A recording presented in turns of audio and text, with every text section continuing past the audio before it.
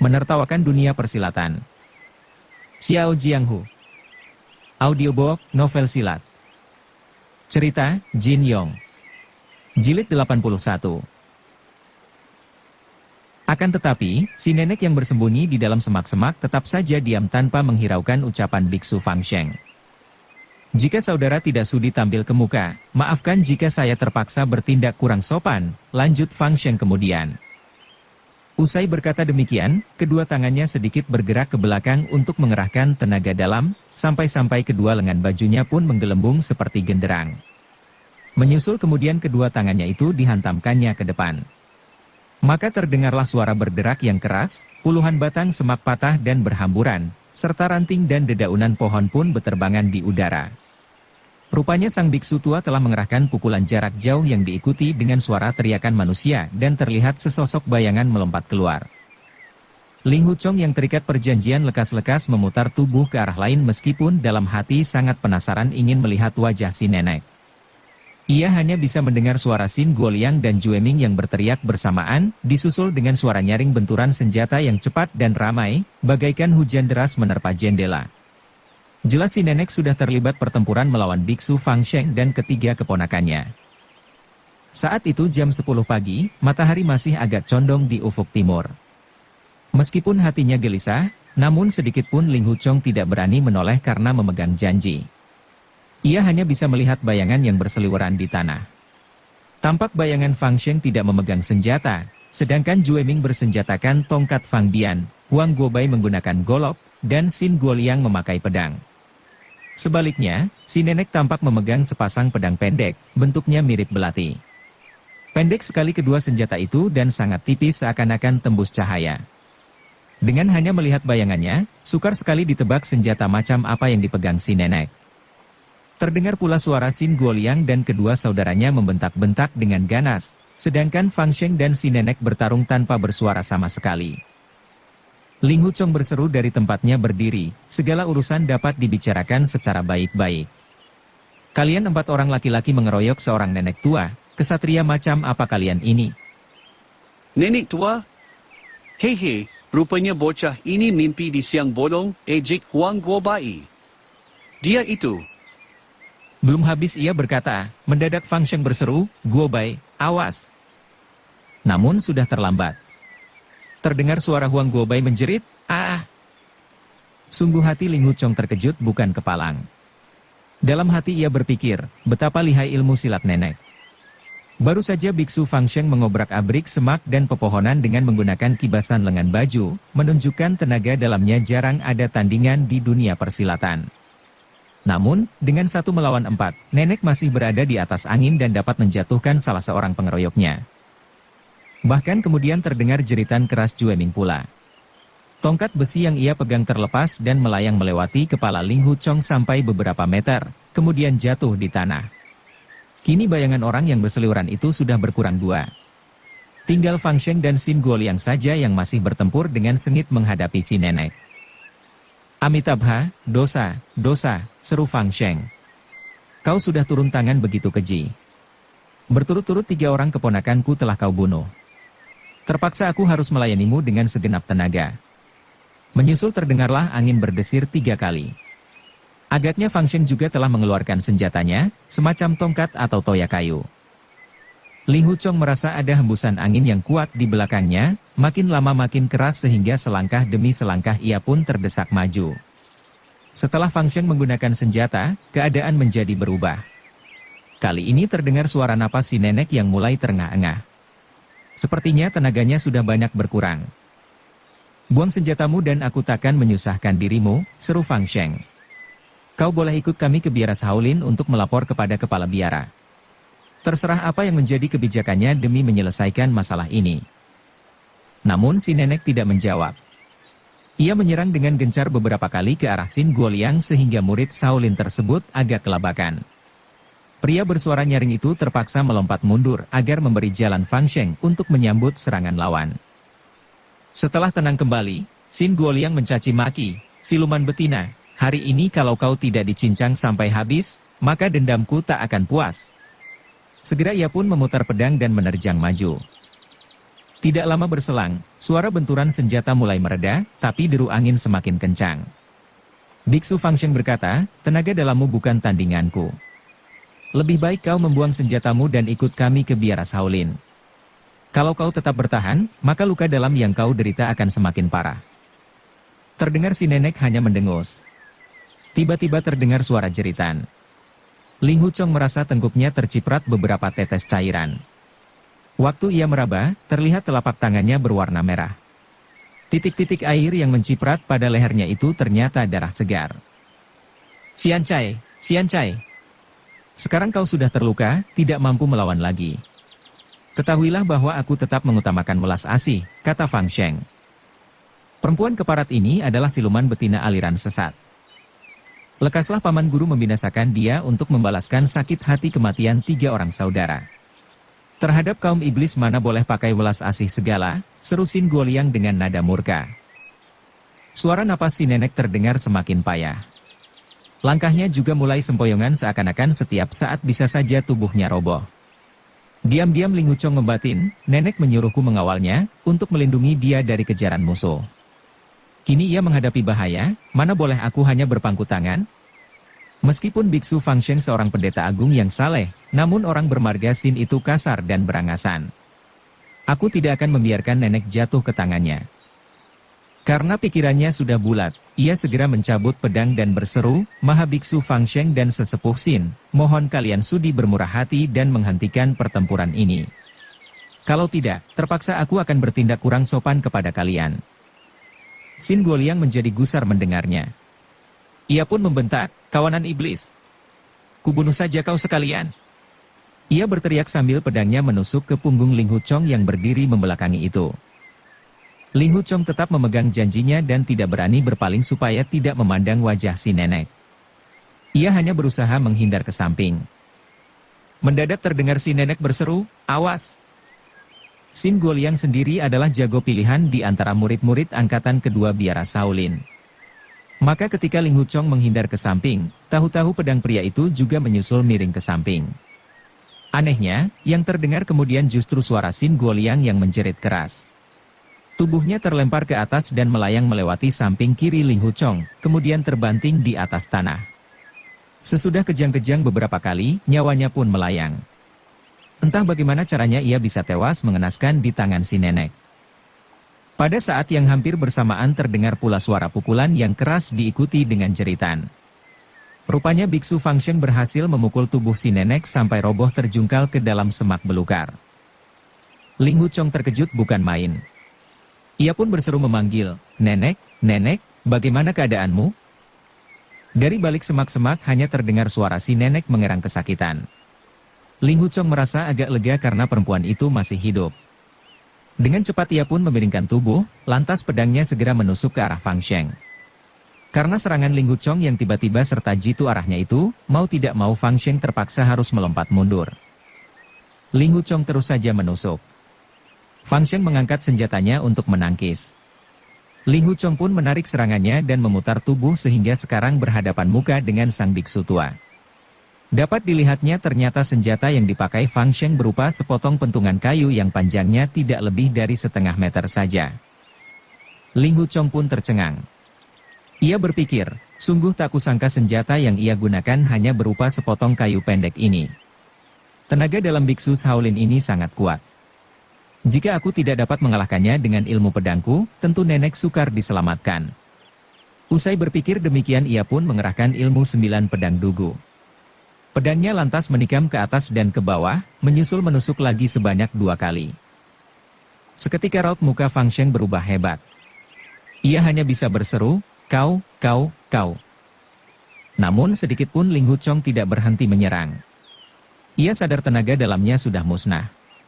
Apabila pihak lawan diberi kelonggaran sedikit saja tentu akan segera melancarkan serangan balasan dengan tenaga dalam yang kuat. Jika demikian jadinya, maka ia pasti akan binasa dan si nenek juga akan ditangkap dan dibawa ke biara Shaolin untuk dihukum mati. Ia lantas mengosongkan pikiran dan melancarkan ratusan macam gerak perubahan luar biasa pada ilmu 9 pedang dugu secara berantai dan terus-menerus tanpa berhenti. Ilmu 9 pedang dugu memang benar-benar istimewa. Meskipun Ling Huchong tidak memiliki tenaga dalam, dan belum sepenuhnya menguasai ilmu tersebut, namun serangan bertubi-tubi yang ia lancarkan dapat memaksa Biksu Fangsheng terus-menerus melangkah mundur. Namun kemudian, darah di rongga dadanya pun bergolak, serta lengan terasa lemas. Jurus pedang yang dilancarkannya semakin lama semakin lemah. "Lepaskan pedangmu," teriak Fangsheng keras-keras. Telapak tangan kirinya kemudian menghantam ke dada Ling Huchong. Ling Huchong sendiri sudah kehabisan tenaga. Sewaktu pedangnya menusuk ke depan, belum mencapai sasaran sudah turun ke bawah. Namun ilmu pedang yang dimainkannya memang tidak memiliki gerakan khusus, jadi tidak ada perbedaan antara benar dan keliru. Yang ia lancarkan adalah serangan menurut keinginan setiap saat. Maka biarpun ujung pedangnya sudah melenceng ke bawah, tusukannya itu masih tetap diteruskan namun gerakannya agak melambat. Pada saat itulah Biksu Fangsheng melayangkan tangan kirinya untuk mendorong dada Ling Huchong. Namun demikian, dorongan itu tanpa disertai tenaga dalam, hanya mulutnya yang bersuara, 9 pedang dugu itu. Tepat pada saat itulah ujung pedang Ling Huchong telah menusuk ulu hatinya. Ling Huchong sendiri dalam hati benar-benar kagum dan menghormati Fangsheng. Begitu merasa ujung pedangnya sudah menusuk tubuh sang biksu, lekas-lekas ia berusaha menariknya kembali sekuat tenaga. Akibatnya, ia sendiri menjadi terjengkang ke belakang dan jatuh terduduk. Tanpa ampun, mulutnya pun langsung memuntahkan darah segar. Sambil mendekap luka, Fangsheng berkata sambil tersenyum, "Ilmu pedang yang bagus. Kalau pendekar muda tidak menaruh belas kasihan kepadaku, tentu nyawa biksu tua ini sudah melayang." Ia hanya memuji pihak lawan, sedangkan pukulannya sendiri yang ia tahan tanpa diteruskan tadi sama sekali tidak disinggung olehnya. Usai berkata demikian, ia lantas terbatuk-batuk. Ternyata ujung pedang Ling Huchong tadi sempat masuk beberapa senti ke dalam ulu hatinya meskipun si pemuda sudah berusaha menarik serangan. Dengan penuh penyesalan Ling Huchong berkata, maafkan aku yang telah berlaku kasar terhadap Mahabiksu." Fangsheng menjawab, "Sungguh tidak kusangka ilmu pedang sakti sesepuh Feng dari perguruan Huashan ternyata sudah mendapatkan ahli waris. Dulu aku pernah menerima budi baik sesepuh Feng. Mengenai masalah hari ini, aku menjadi tidak berani mengambil keputusan sendiri." Perlahan-lahan Fangsheng mengeluarkan sebuah bungkusan kertas dari balik jubahnya. Di dalamnya terdapat 2 butir obat pil sebesar biji buah lengkeng. "Ini adalah obat luka mujarab dari biara Shaolin. Boleh kau minum 1 butir." Setelah ragu-ragu sejenak, ia pun melanjutkan, "Dan yang 1 butir lagi boleh diminumkan kepada wanita itu. Lukaku sudah jelas sukar disembuhkan." "Buat apa minum obat lagi?" ujar Ling Huchong dengan tertawa. "Obat yang 1 biji itu silakan Mahabiksu sendiri yang meminumnya." Fangsheng menggeleng-geleng dan berkata, "Tidak usah." Biksu tua itu kemudian meletakkan kedua biji obat tersebut di hadapan Ling Huchong. Dipandanginya mayat Jueming, Xin Guoliang, dan yang lain dengan wajah sedih. Segera ia menguncupkan kedua tangan di depan dada dan mulai membaca doa untuk orang meninggal dengan suara lirih. Lambat laun wajahnya berubah tenang kembali, bahkan seperti diselubungi oleh selapis sinar suci. Perkataan, welas asih tanpa batas, seolah menjelma di wajahnya. Ling Huchong sendiri merasa kepalanya sangat pusing dan pandangan matanya kabur. Merasa tidak tahan lagi, dipungutnya kedua pil tersebut dan ditelannya 1 butir.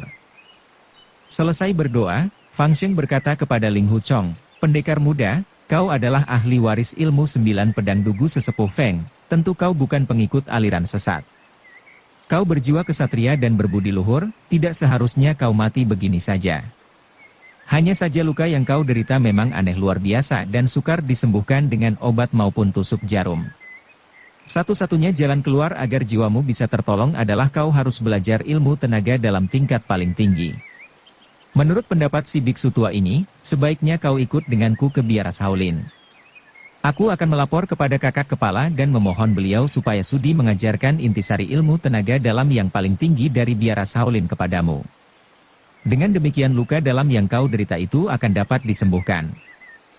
Setelah terbatuk beberapa kali, Fangsheng melanjutkan, "Untuk bisa mempelajari intisari ilmu tenaga dalam tingkat tinggi biara Shaolin perlu diperhatikan pula yang namanya karma.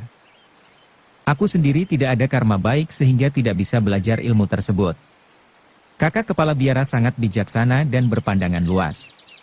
Bisa jadi beliau ada jodoh dengan pendekar muda dan berkenan mengajarkan intisari ilmu tenaga dalam tersebut kepadamu. Terima kasih banyak atas maksud baik Mahabiksu, jawab Ling Huchong.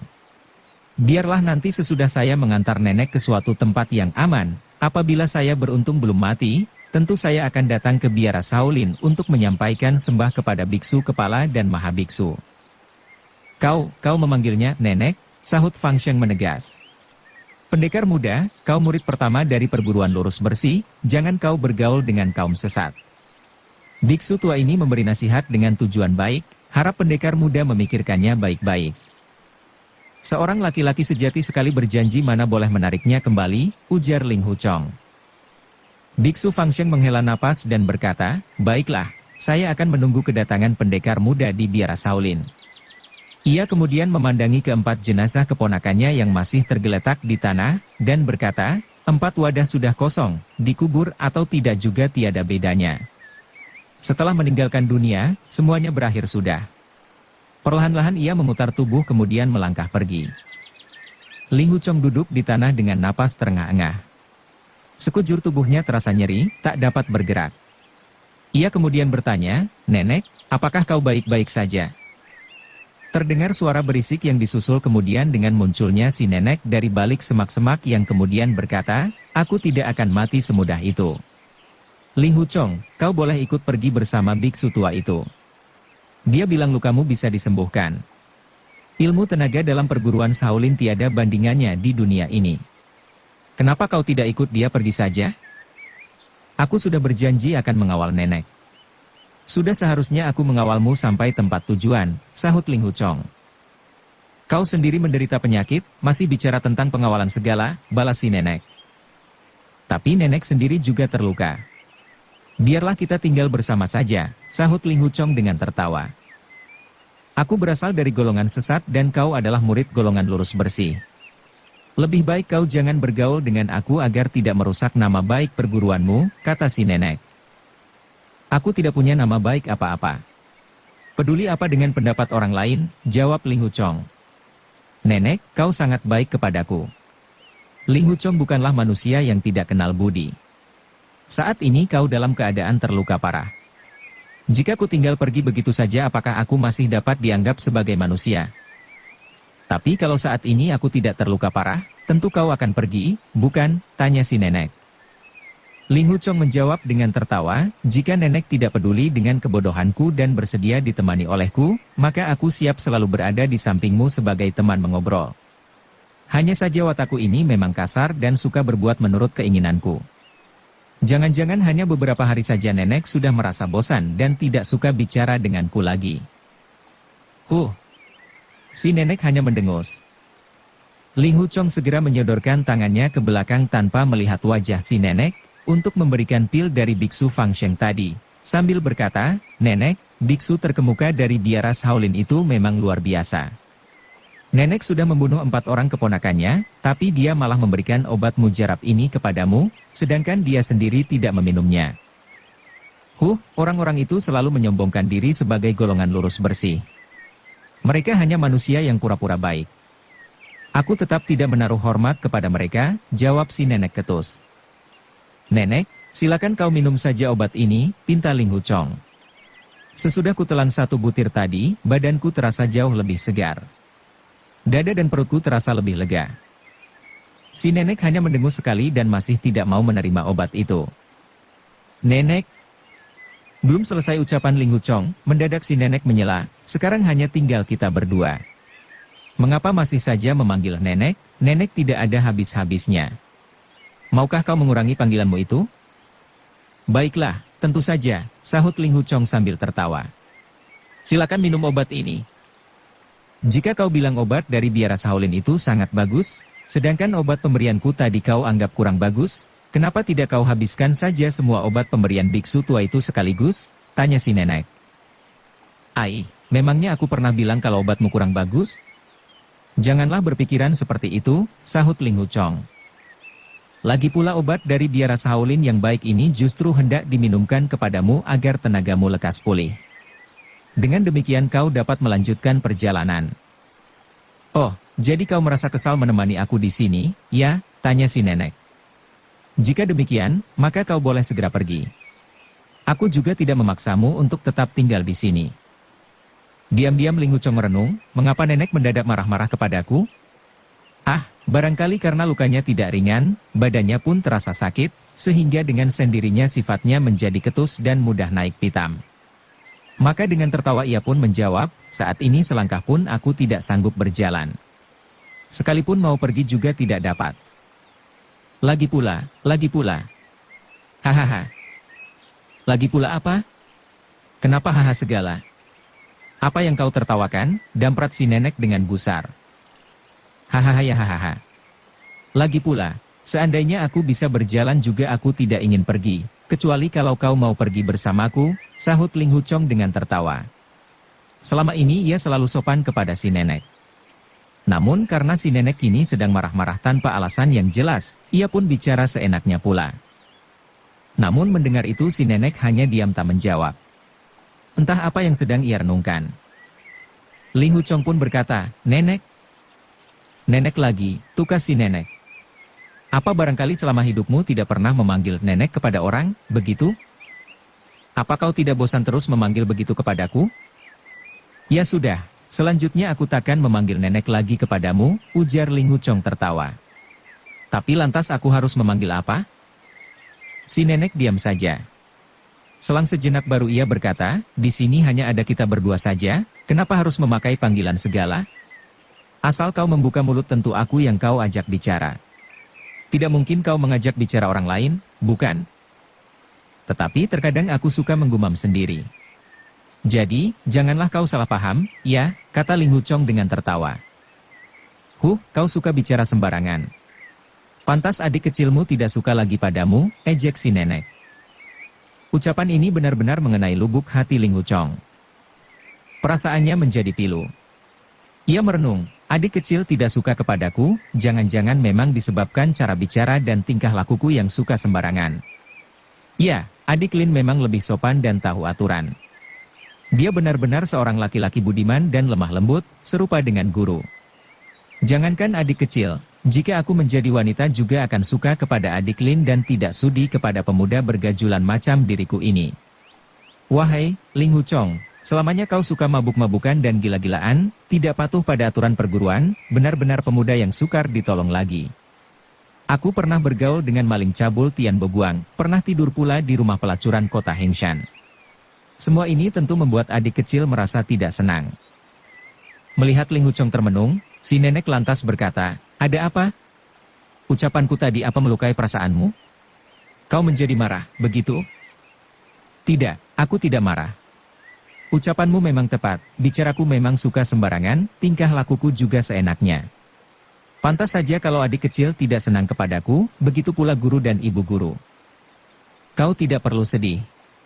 Meskipun guru, ibu guru, dan adik kecilmu tidak suka lagi, tapi di dunia ini mana mungkin semua orang tidak suka kepadamu?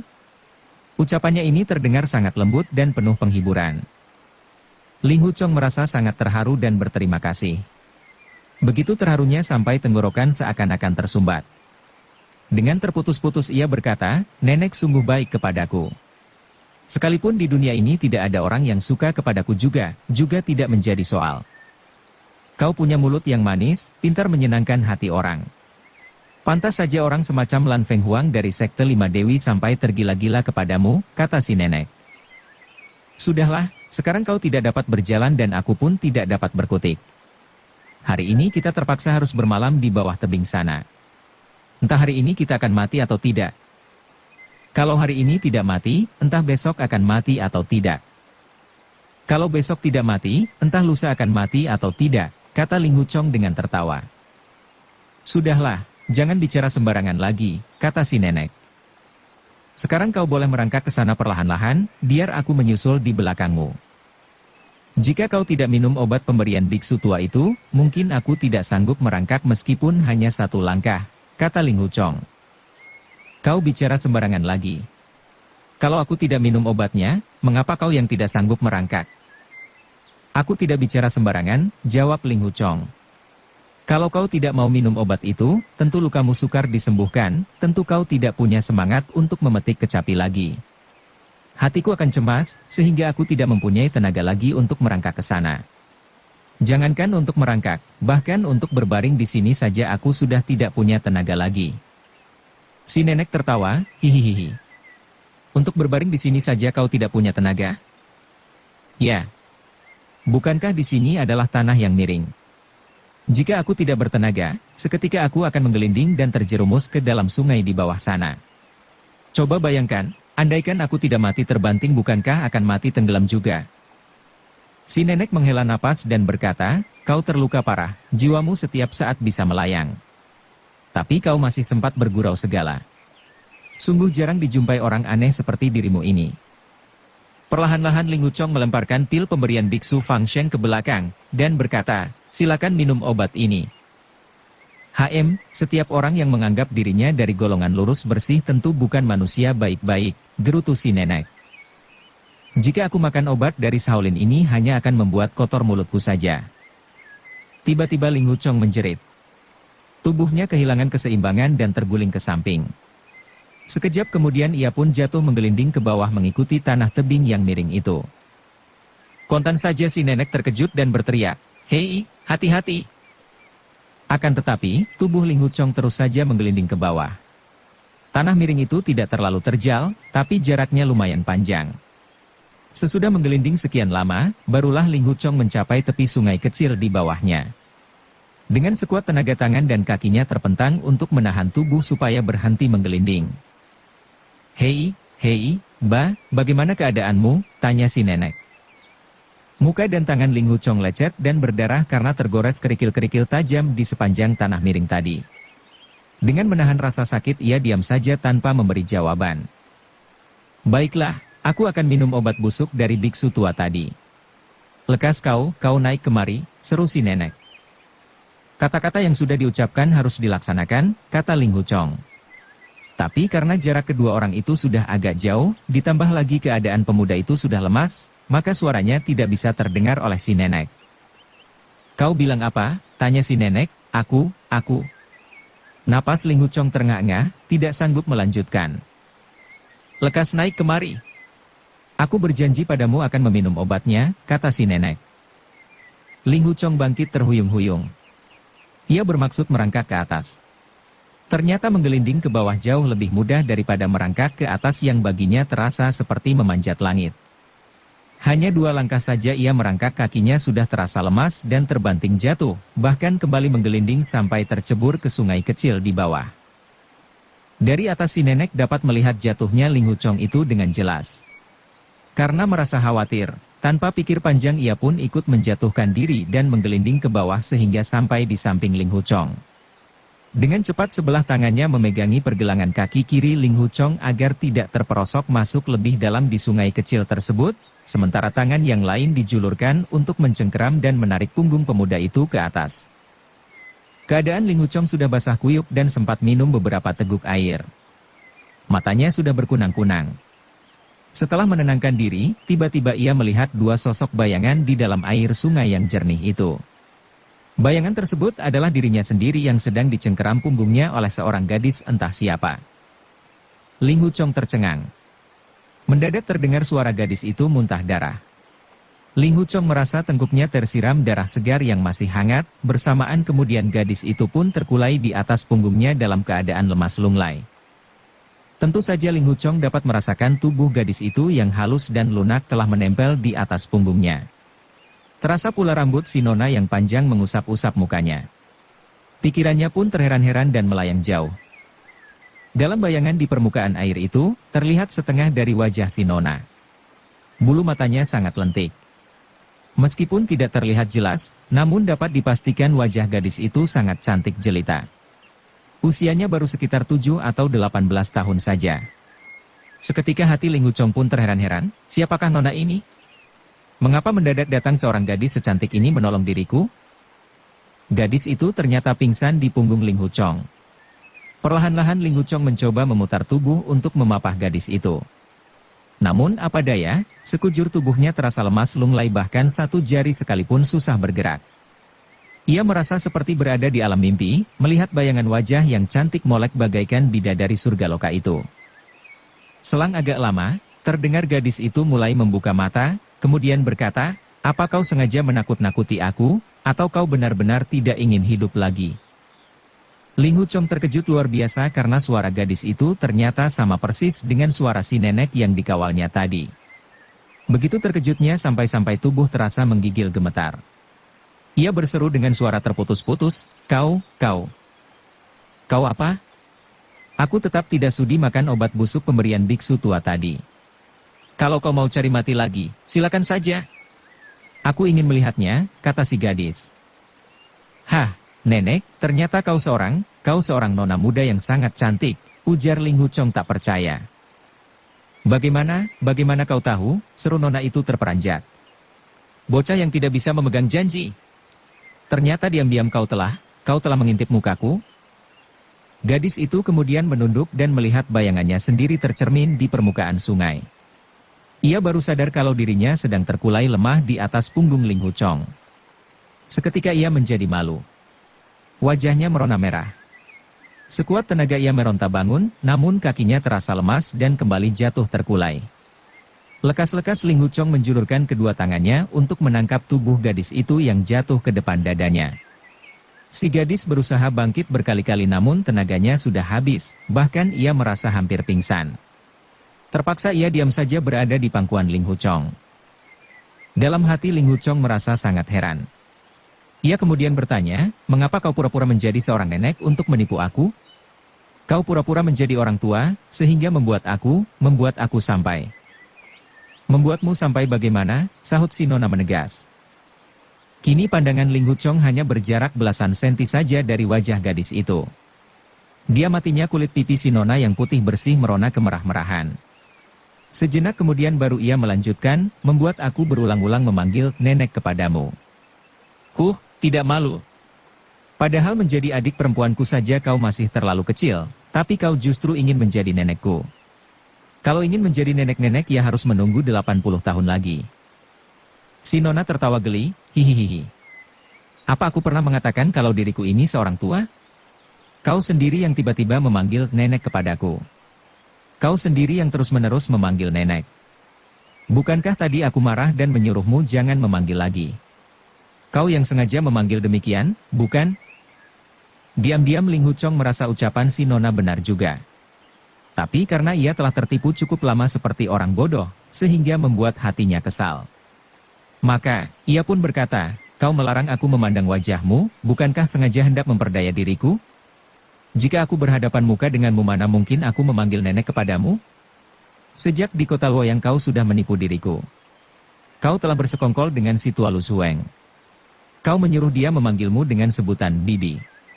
Jika kakek seumuran dia saja masih terhitung keponakanmu, lantas panggilan apa yang tepat untukmu kalau bukan nenek? Si nona menjawab dengan tertawa, hahaha. Guru dari Lu Sueng memanggil ayahku sebagai paman guru. Dengan begitu, Lu Sueng harus memanggilku apa? Ling Huchong tercengang. Ia pun menjawab dengan ragu-ragu, jika begitu kau memang terhitung bibi perguruan Lu Sueng. Si bocah Lu Sueng itu bukan seorang tokoh yang luar biasa, untuk apa aku memalsukan diri sebagai bibinya? Apa untungnya aku menjadi bibinya, ujar si nona dengan tertawa. Ya, aku memang benar-benar bodoh. Seharusnya aku sadar sejak dulu, sahut Ling Huchong sambil menghela napas. Memangnya apa yang kau sadari? Si nona menegas sambil tetap tertawa. Suaramu sedemikian merdu, enak didengar. Di dunia ini mana ada nenek-nenek peot yang bersuara sedemikian indah, sahut Ling Huchong. Suaraku serak mirip burung gagak. Pantas saja kau menyangka aku sebagai nenek-nenek peot, si nona kembali tertawa. Suaramu seperti burung gagak. Ai, jika begitu ternyata zaman sudah berubah. Burung gagak pada zaman sekarang ternyata memiliki suara yang jauh lebih merdu daripada burung kenari. Mendengar pujian itu, muka si nona menjadi merah, namun hatinya senang. Ia berkata, baiklah, kakek Ling Hu, sudah sekian lama kau memanggil nenek kepadaku. Biar sekarang aku membayarnya dengan memanggil kakek kepadamu. Dengan demikian kau tidak merasa dirugikan dan tidak marah lagi. Kau adalah nenek dan aku adalah kakek. Kita adalah si kakek dan si nenek, bukankah? Dasar sifat Ling Huchong memang suka bertindak sembarangan, mulutnya pun bicara tanpa malu-malu. Sedianya ia hendak berkata, bukankah kita adalah satu pasangan, tapi mendadak dilihatnya alis si Nona menegak dan wajahnya berubah merah. Maka cepat-cepat ia menahan kata-katanya itu. Kau hendak sembarangan mengoceh apa lagi, gerutu si Nona. Maksudku, bila kita adalah kakek dan nenek, bukankah kita ini sesepuh dunia persilatan, ujar Ling Huchong ganti haluan. Sudah tentu gadis itu tahu kalau Ling Huchong sengaja mengubah arah pembicaraannya. Maka ia pun tidak mengungkitnya lebih lanjut karena takut semakin lama perkataan yang keluar semakin tidak enak didengar. Saat itu tubuhnya masih berada di pangkuan Ling Huchong sehingga ia dapat mencium bau keringat pemuda itu. Seketika pikirannya menjadi kacau. Ia pun meronta bermaksud untuk bangun, tapi bagaimanapun juga sukar mengumpulkan tenaga. Akhirnya dengan wajah merah ia berkata, coba kau dorong aku. Mendorongmu? Untuk apa? Tanya Ling Huchong.